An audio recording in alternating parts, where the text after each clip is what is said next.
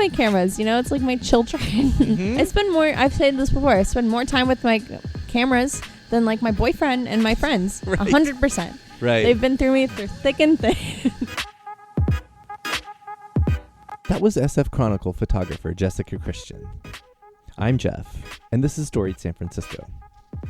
Every week on this podcast, we feature artists, photographers, journalists, and other San Franciscans talking about living, working, and doing their thing here.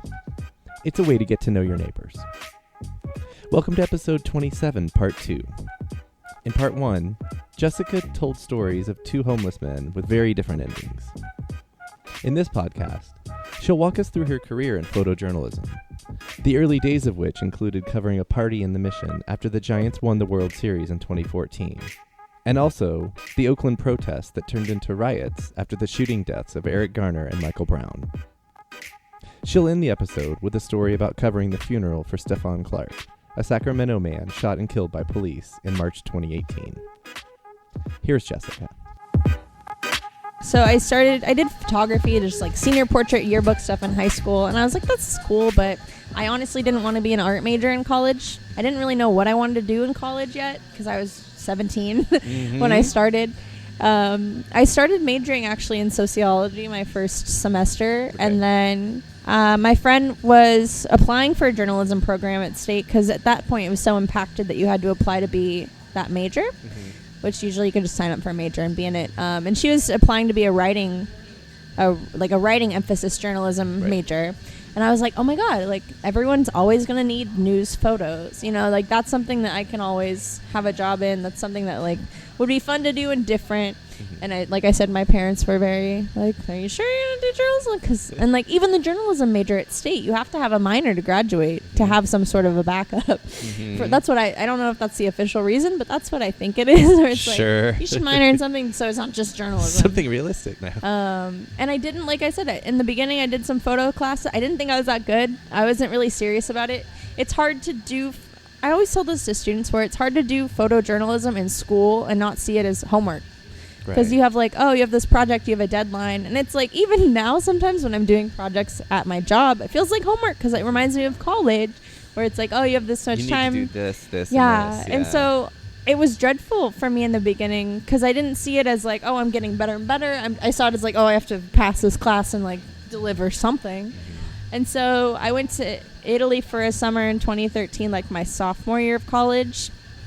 Just to and it was a journalism program, so I wrote a story and I photographed just to get that experience. And also I'd never really been to Europe besides one other time, and it was great. It was fun. I did a great photo story on this like organic farm with artists that own it from Germany, and like they just off the grid farm now. Cool. And that like got me like really in love with storytelling with photos. And then when I came back from Italy, my newspaper, or one of my teachers asked, like, do you want to be photo editor for the school paper? Like, it's a fun job. You'd be great at it. And so I did that, and that was what kicked me into my ass, basically, because I had to manage a bunch of photographers. I understood, like, the flow of newspapers. Like, it felt like a mini newsroom, and it was, because it was our school paper where we had editors, and we had deadlines and stories, and I had to, like, kind of turn these stories into photos. It was very stressful, but it was thrilling. And then right after that, did the Examiner. Right after that, as an intern, did the Chronicle as an intern, went to Michigan, started my job. Like I think I said this, but since I started at the school paper in 2013, I've had like 7 full days where I didn't have like a job or an internship to go to and like be responsible for. So it was just like vacations. I couldn't. All right, so like what's that? I just stress out. So like my last job at the Examiner was amazing, and I had such a great time. I was the photo editor and the photographer, and I was the only photo editor and photographer for a daily newspaper, and it was really, really demanding. So I was shooting like 5 things a day all the time, and it was great coverage for me. But I felt bad ever taking vacation. So, like, I wouldn't, because no one would cover, like, no one would be there to do my job. And the paper always needs photos. And I think back then it was like, if I wanted to take vacation, I had to find someone to take my place for a week, or like, and that requires training someone in the system. And it was just like, I just didn't do it. I just never took it. And now it's great because the Chronicle, I mean, they have a full staff of photographers. There's 9 staffers. Oh, wow. And there's like 6 or 7 editors. Yeah, you're like back in my day, kids. Yes, and so it's great because I can actually take vacation and not worry about it being, things are taken care of here without me. Yeah. But it's also great because now I work for a team of visual people where back there it was only me, and it was hard to grow and learn when I'm not getting feedback, and I was editing my own photos, and I also was managing interns every semester. I had 3 interns per 3 months, and turned into 2. And I didn't feel qualified to do that because I was younger, and these people are usually older than me. You were just an intern. Yeah, and I was just it was crazy because I was an intern in Michigan, took 3 days, drove to San Francisco, started my job, and I had interns. Mm-hmm. I'm like, no, like who the hell trusts me to do this and teach them? I was still trying to figure out my own job. Mm-hmm. But it was a great experience having the interns and I think I was a really good intern coordinator because I was just an intern and I know what they want to do and what they don't want to do and what they need to hear. And now I still like I said, I talk to college students all the time. I have a lot of kids. I mean, I'm young now, so there's a lot of people that are kind of like, how'd you get where you are? And it's fun to talk them through the process and give tips and tricks for that. Mm-hmm. But I'm very lucky to have had the career I've had so far. My age is really great, and I'm excited to see where I go from here. I don't know. I just have crazy riot stories. Yes. When I was a student, I interned at the Chronicle, and that was the best experience for me as a learning, the field. It's funny with journalism a lot. I love SF State. Shout out to the journalism program. They were amazing at getting us our feet on the ground early. Yeah. But I feel like I learned a lot more just being at a paper at a young age and having responsibilities that I didn't feel like I was I was qualified for yet, but just throwing me in kind of into the deep end of the pool. So I was an intern when the Giants won the World Series 2014. Okay. And we had this pretty specific plan of okay, once they win, you run here, you go to the mission, you go to this place. We had a little bit of a recent experience. Yes, exactly. It was just crazy. And so I ran to the mission, and it was like a war zone. And I'm just like, number one, why do people freak out when their sports teams win and just ruin the city? Your tax dollars are being put into repairing the city, right? So people are just in the street just fighting and screaming, and there's fires. I watched a guy jump onto a cop car and smash the back of the cop car with his foot in, and I took a photo of it with a flash, and he just grabs me and pushes me against the wall. He's like, you delete that photo right now. And it was just so funny because I was like, you can't see your face, look. And I show him the photo of my camera, and his demeanor changed. He's like, oh my God, can you send me that photo? What? Where do you work for? Where can I see it? It's just what the hell? And I remember in the middle of it all, I had to send photos to the paper. Obviously, they want to update the website. So I dip into this bar, and I just felt like it was a war zone. I've never been to war. I'm not a war photographer. I dip into this bar where they have the gates closed because it was just too crazy. What bar? Sorry, what bar? I don't even remember. In the Mission? It was in the Mission. Okay. It was kind of by 18th. I don't know, but they closed the metal gate, and they let me sit on the ground and send photos. Or this dude just watched me, and there's just fireworks going on, people screaming, running, and I'm just what the hell is going on? And it was just I'll never forget this. Amid the madness, one guy just calmly walked up to a parking meter and just ripped it out of the ground, and just kept just walking slowly down Mission. There's so much going on, he didn't even worry. Superman or something. Yeah, he just it wasn't that hard apparently. He just lifted it out of the ground and put it on his shoulder and started walking home. Yeah. And I was just this is crazy. Yeah. But then the other part of that was just it was kind of a lighthearted riot. Sure. If that's even a phrase, but sure. It was more for a jovial reason. They're celebrating. But then right after that was the death of Eric Garner and Mike Brown. Kind of the start of Black Lives Matter. There was a lot of riots in Oakland. Protests ended up with police. Kind of fighting back the protesters. Police brutality of sorts. There was one story I love telling. Okay. And I was in college. I was crazy about breaking news, number one. So before my internship, I would stay up all night and listen to the Scanner in my car and just chain smoke like Nightcrawler style and go and chase news because I was just wanted to get those photos in. I wanted to get that experience of just this adrenaline. I was obsessed with it. And so after class one night, I had a night class and it was 10. I was I know that there's a protest happening. I want to go over there because it was just a high. In Oakland. Okay. So every night we were kind of going out there. There was just riot police. They're taking the freeway. There was an instance where people trampled me on the freeway, and I had to like crawl off the freeway the night before. And I was just like still running on that energy. So I'm like, let's go out. I know it's going to be, good photos are going to be made, and I want to like document. And I was also just like, at that point, unfortunately, it was more about like making cool photos than like telling stories, because I was just in college and I was just like trying to get better. So I knew that like the situation was going to be like crazy. And I get there and I park on San Pablo. I don't remember where on San Pablo, but I walk down the street and there's like some people behind me. I'm like, whatever. They're protesters walking towards it.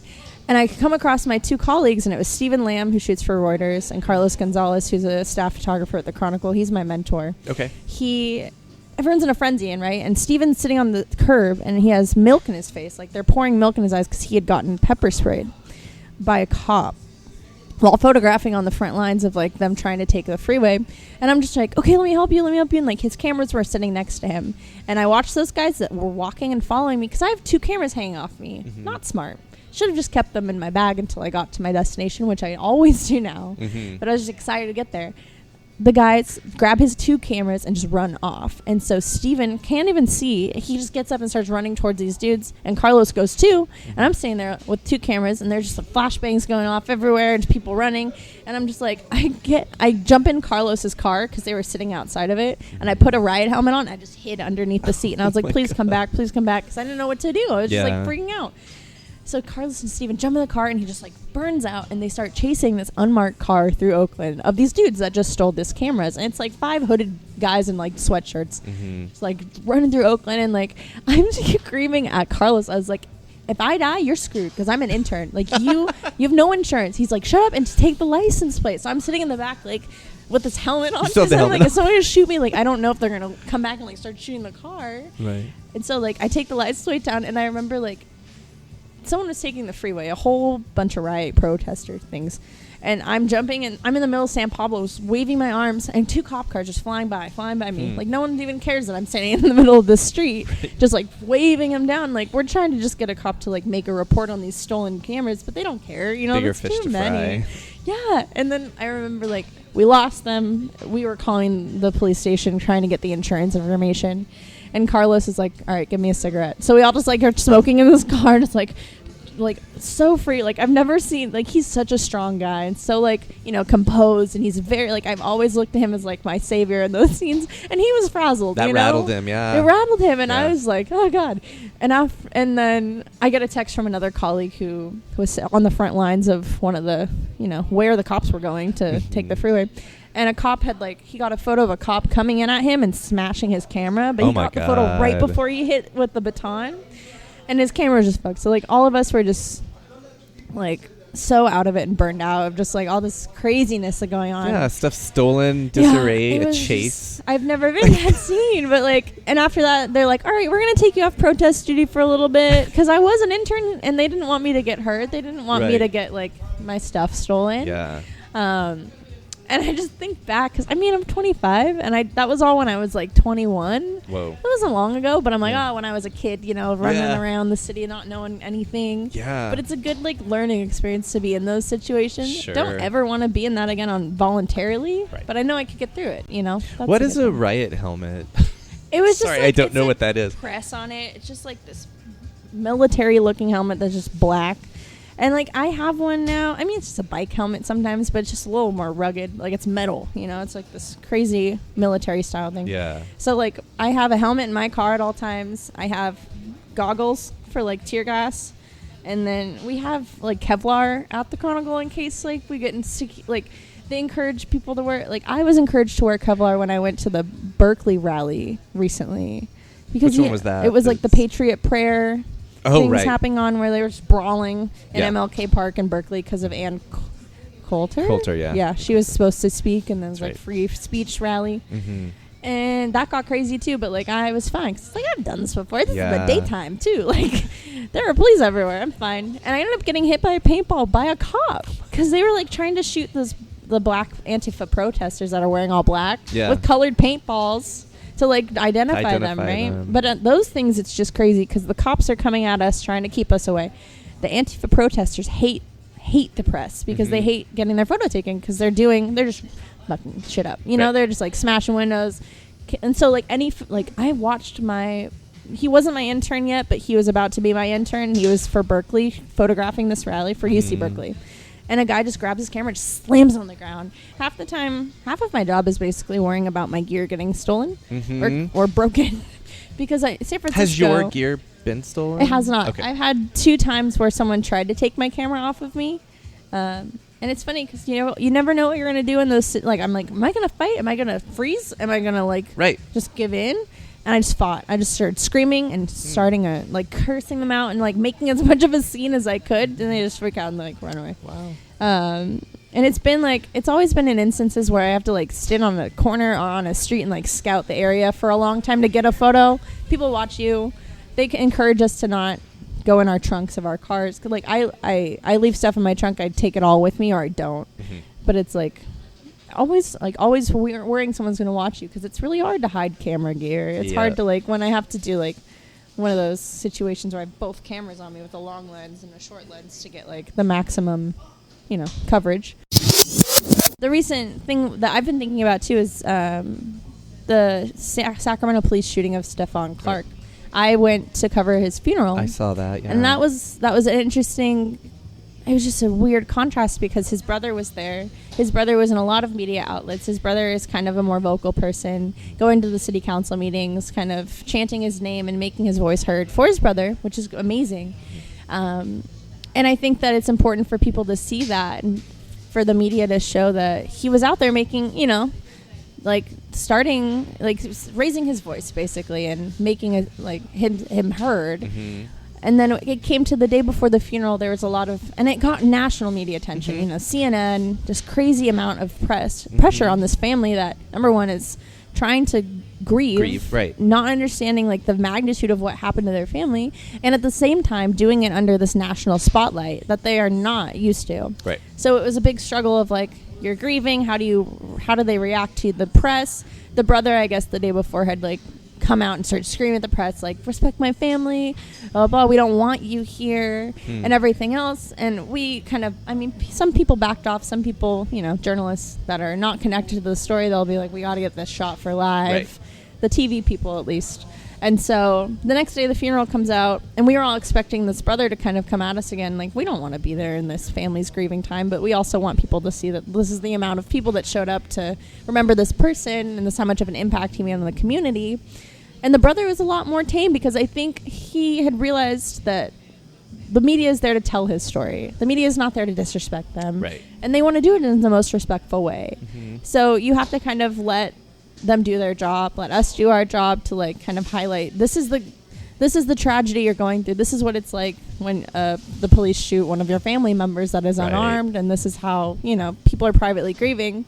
So yeah, it's a lot of that back and forth. I try to highlight that whenever I'm doing a story. It's thank you for letting me tell your story. I'm really excited that people are going to hear it. People are oh yeah, that's great. I'm excited.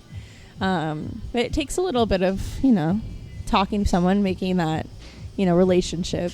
I think a lot of the time too, I feel I'm a sociology person, where it's I have to it's a little bit people. Anthropological. Yeah, I have to read people. I have to see how they're going to react to do they react to compliments? Do they react to being interested in their story? Do they react to all these different things? Or they love when I start telling them stories. One weird thing that I realized back when because I used to smoke cigarettes, I don't anymore. When I was thank you. Back when I was smoking, a cigarette was such a social bringing connector. Together. So there was a story where I did another instance where I was photographing a family after a shooting, and they were doing kind of a memorial for their son. And I got access to the family early on in the day, and the mom was just frantic and trying to plan this, memorial while still trying to get through this grief. And I stepped outside with her for a second, just smoked a cigarette, and she just completely melted out. And she just didn't even mind. Because they see, part of the thing with my job is, I have to remind them that I'm a person, too. I'm not just a person with a camera. It's watching your every move. So much of my training as a journalist that they teach you early on is, if you're doing a sensitive story, try to put the camera down for an hour. Talk to them and let moments happen in front of you that you'd love to capture. And it's kind of an exercise of patience, where it's don't lift your camera for every moment, because they're not going to think that you're always watching them. Yeah. And that has helped me so much. Builds trust. Yes. And so it's always different. Music for the podcast is by Otis McDonald, a.k.a. Joe Bigale. Film photography is by Michelle Kilfeather. You can find Storied San Francisco on Facebook, Twitter, and Instagram. Please follow us. All the episodes and Michelle's photos of storytellers are up on our website, storiedsf.com. If you're listening to us on Apple Podcasts, please rate and review the show. You can reach us by email at storiedsf@gmail.com. Thanks for listening. Check back next week when we'll hear stories from Mario Aliotto, the Giants' VP of Business Operations.